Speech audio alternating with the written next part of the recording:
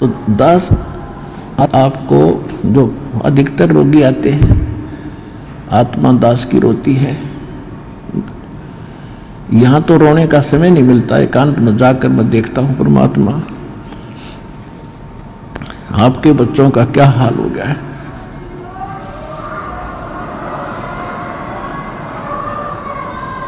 एक एक टूक को तरस रहे हैं, एक एक रोटी के लिए सारा दिन भटकते फिरते, और ऊपर से एक कहर अलग से टूटे हैं इनके ऊपर। किसी को संतान नहीं, वो उसी दुख में सड़ रहा है, जल रहा है।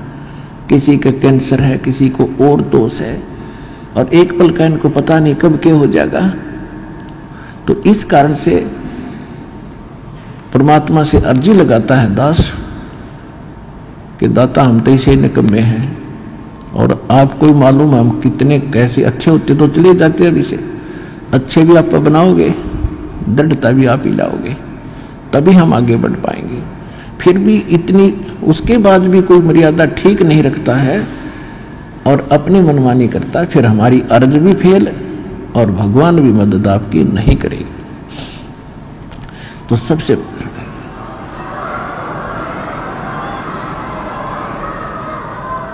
तो कहने का भाव यह है कि जैसे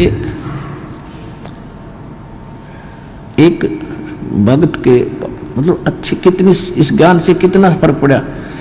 एक भक्त का लड़का कति अपाहिज था और परमात्मा का नाम लिया उसने, वो आता रहा, कुछ राहत मिली उसको। राहत मिली तो वो तब तक 1 2 4 10 12 साल भर वो आया, उसको ज्ञान समझ में आ गया और उस बच्चे को सतनाम तक प्राप्त हो गया, और फिर उसकी मृत्यु होगी। अब उस पिता को कति दुख नहीं था। उसने ये शब्द कहा कि जी आपका बच्चा शरीर छोड़ गया, सतलोक चला गया, वहां भी कोई बात ना, या तो आत्मा परमात्मा की है, और उसने देखना है कि उस अपनी आत्मा को वो कैसे छुड़वाओगा परमात्मा इस काल के जाल से। तो उन्हें बोला जी कति दुख नहीं बने, घनी खुशी हुई एक मेरा बेटा सतनाम लेकर मर गया। और आप तो कहते हो कि प्रथम नाम से मनुष्य जीवन मिलेगा, और उसके तब भक्ति का बीज दृढ़ हो गया। तो देखो कितना हल्का हो गया। पहले वो कहर हो रहा था वो बच्चा, उसके लिए एक ज्ञान से हल्कापन, और फिर समाधान हो गया। और वो ये गारंटीड बात है, 10 महीने में यही सतलोक आश्रम में दिखा दूंगा उस बालक को, दूर नहीं जाएगा। तो हमारा यहाँ जो मूल सौदा है, जो मूल हम सौदा करते हैं, वो तो इस आत्मा का कल्याण का है, और बाकी जो आपको सुख देंगे हम यहाँ परमात्मा देगा। दास तो देखो परमात्मा ने हमारे इस दास को खूब सतर्क कर रखा है कि अपने ऊपर कभी ना लेना। खुद भगवान ने नहीं ली, परमात्मा की एक वाणी है, सुख देता है दिए जात है, ये दाता दिन रैन, और लोग भरम मोह पे करें ताते नीचे नैन। देने वाला परमात्मा कबीर जी है, और दास को केवल एक बीच में आपका मीडिया बनाए बैठा है। और आपको आप कहते हैं गुरु रामपाल ने ये सुख कर दिया, तो उसमें दास के नैन नीचे हो जाते हैं। परमात्मा कहते हैं कि देने वाला दे रहा है और लोग भरम मुझ पे कर रहे हैं ताते नीचे नैन। कहने का भाव ये है, देखो करेगा तो इस दास के माध्यम से। इस दास को ये समझ लो एक सिरिंज है इंजेक्शन लाने वाली, और यह ओके सिरिंजर बढ़िया नीडल है, इसमें दवाई है भगवान, और लगेगी रामपाल के आशीर्वाद के माध्यम से यह दवाई भगवान वाली जाएगी ऐसे।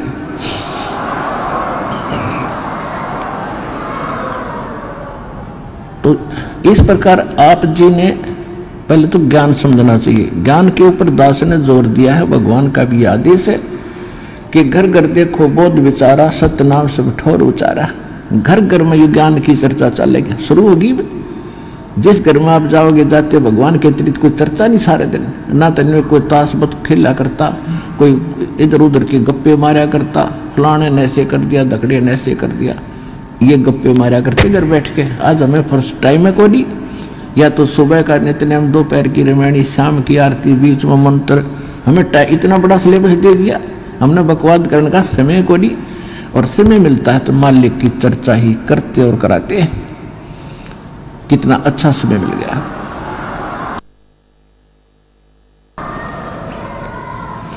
तो कहने का भाव यह है कि पहले इस ज्ञान को समझो और ज्ञान समझ के फिर भक्ति शुरू करो। चाहे कितना भयंकर रोग है, भगवान परमात्मा ने प्रसन्न कर लो।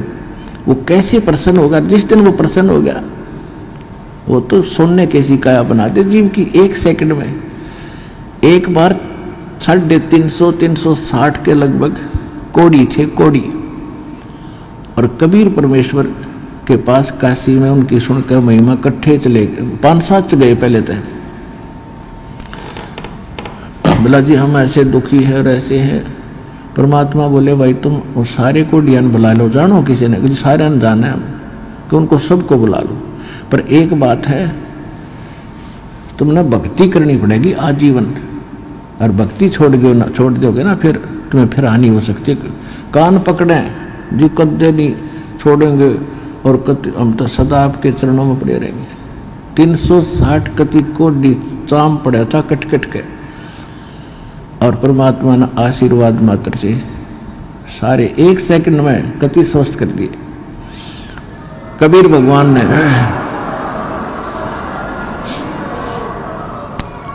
अब वो हो गए स्वस्थ कति।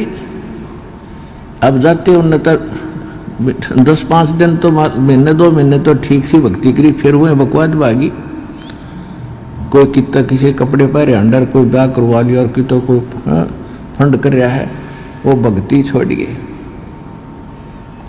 अब परमात्मा ने दास को एक इंस्ट्रक्शन दे रखी है कि परमात्मा करता ऐसे भी सकता है, लेकिन वो करके देख लिया ये बकवादी को ना कब आते। अब उनको सुख भी दे दिया, फिर काल के पाले में जा खड़े हुए। क्या फायदा हुआ? वेस्ट, मालिक की शक्ति खराब गई। लेकिन परमात्मा ने अपनी, वैसे मालिक की पावर तो एंड होता ही नहीं, लेकिन उस समय मालिक ने यह दिखाना था कि भगवान जो काम करा करा वो कबीर जी कर रहे थे। और इससे सिद्ध है कि कबीर इज गॉड। उस प्रमाण के लिए ये भी हमारे लिए सिद्ध होता है कि परमात्मा कबीर जी है। एक बार दास एक गांव में एक भगत के सत्संग करण पाठ करा कर घर में जाकर उनके पड़ोस में एक लड़की के, जवान लड़की, ब्याह रखी हुआ और शादी हुई थी। दोनों गुर्दे फेल हो गए और उनने छोड़ दी। सारे चेक करा ली, कोई राप नहीं।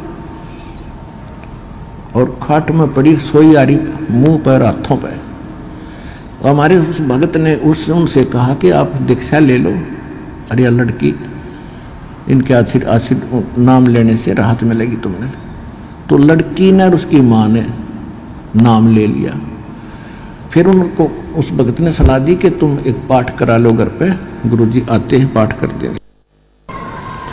हम उनके घर पाठ करने गए तो वह लड़की एक चारपाई पर पड़ी और उठन की हिम्मत नहीं, उन्होंने उठती है नहीं। 6 महीने से खाट पकड़ रखी है। उसको उठा के भगत और परिवार वाले वहां जहाँ दास बैठा था वहां ले प्रणाम कराया। मैंने उनसे कहा कि इसको सेवा करवाओ, बर्तन साफ कराओ। भगत गए हुए थे 20-30 जैसे सत्संग जाते थे हम पाठ कराने, तो खाना खुना बनाते थे वहाँ। इनका बर्तन साफ कराओ। उनके घर वाले सोचने लगे भाई कैसे बर्तन साफ करेगी। भगत बोले जो कहा है तुम ऐसे करो, इसको बैठाओ पिड्डे पे। वो बैठा दी, 2 घंटे बर्तन साफ करे और अपने आप उठ के चल पड़ी। अब वो कति स्वस्थ होगी, पूरे परिवार ने नाम ले लिया। और 1 साल के बाद सब छोड़ गए और वो अपने ससुराल चली गई। आज तक जात नहीं बुझी रामपाल की। ऐसे कृत गनी भी हम। तो अब परमात्मा ने हमें भी दिखाया है कि इतना जल्दी ना करे, करना तो है लेकिन ये टिक जाएंगे जब सारा ठीक कर देंगे। तो इसलिए परमात्मा ने उनको आशीर्वाद से कोड भी ठीक कर दिया, फिर काल की बकवादों में। तो इसे हम पसंद नहीं करते। हम चाहते हैं कि आपके अंदर भक्ति बनी रहे और धीरे धीरे आपका यो रोग ठीक हो, तब तक आप ज्ञान समझ जाओ।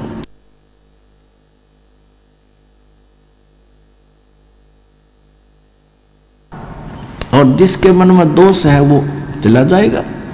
फिर कितने पृथ्वी ठिकाना नहीं, वापस में फिर भटक कर फिर आखिर में यही आना पड़ेगा। एक अभी कल ही मिल रहा था, एक बहन आ रही थी, उसको और उसका पति भी मिला। भक्तों ने बताया कि ऐसे ऐसे ये बहन आई थी 3 महीने पहले और इसको बहुत समझाया, नाम ले ले, इसका पति ने नाम ले लिया, इसने ना लिया। और ये भी आप विचार कर लेना, जो यहाँ आकर दीक्षा नहीं लेकर वापस जाता है तो उसकी कोई करड़ाई है, कोई भयंकर कर्म उसको दुख देने वाला है, जिस कारण से काल उसने परमात्मा की ओट में आन नहीं दे रहा। तो 3 महीने पहले वो आई थी बेटी, नाम ना लेके गई, फिर छत पड़ गई उसके ऊपर और रीढ़ की हड्डी टूट गई, और सीधी पड़ी है कति अलण की न टहलन की। अब परसों लेकर आ रहे थे, जब बताई माँ बेटी उस समय क्यों ना लिया, तो नहीं वो नाम या बला टल जाती तेरी। ने बोले जी गलती बन गई, बता ये अब कैसे आ गई तू? अब सब, अब रामपाल सही हो गया और कबीर भी भगवान हो गया, जब दे ही टूट गई। कल के चोर, बता क्या कर लेन का।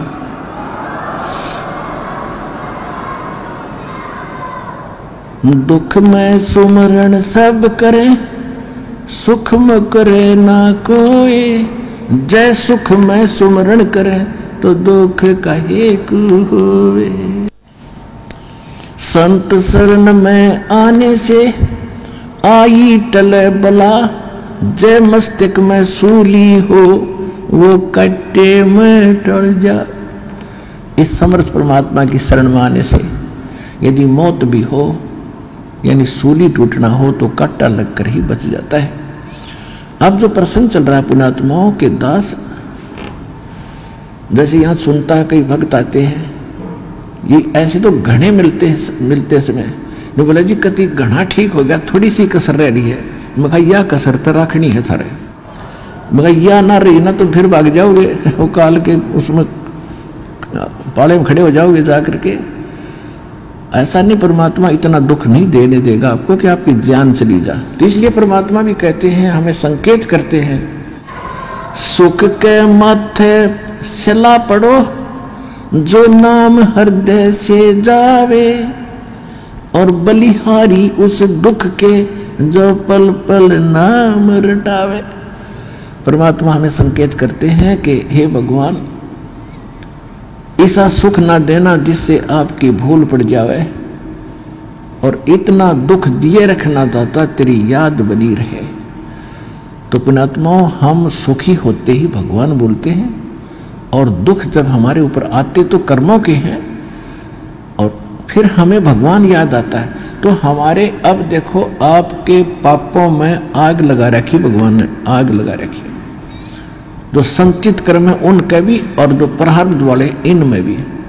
जब कर्म जले हैं, जब भी घास जलता है तब भी धुआं धावा आग थोड़ी बहुत दिखे जानो दुख दे रही है, लेकिन कति रोग कटन लाग रहा है आपका, तो थोड़ा बहुत कष्ट भी हो उसने सहन कर लेना।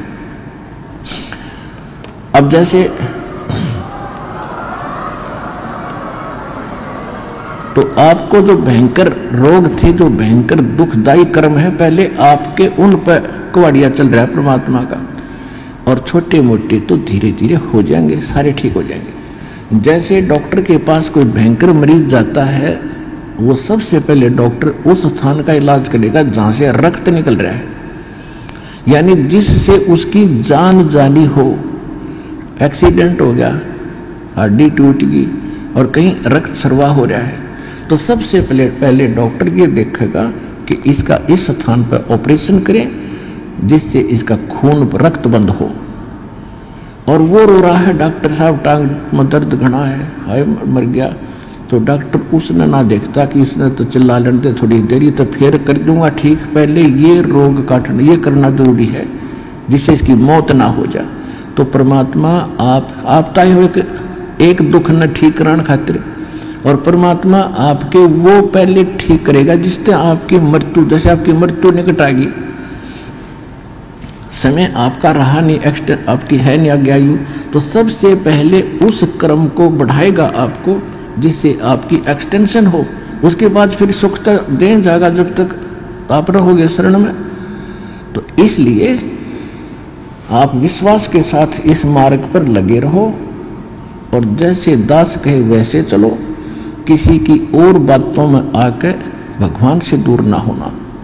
आप सदा सुखी हो जाओगे, आपको सर्व सुख मिलेगा और मोक्ष मिलेगा। ये सुख तो रुंगे में मिलेंगे, फ्री ऑफ कॉस्ट मिलेंगे, और मूल सौदा आपका मोक्ष होगा, वो गारंटीड होगा।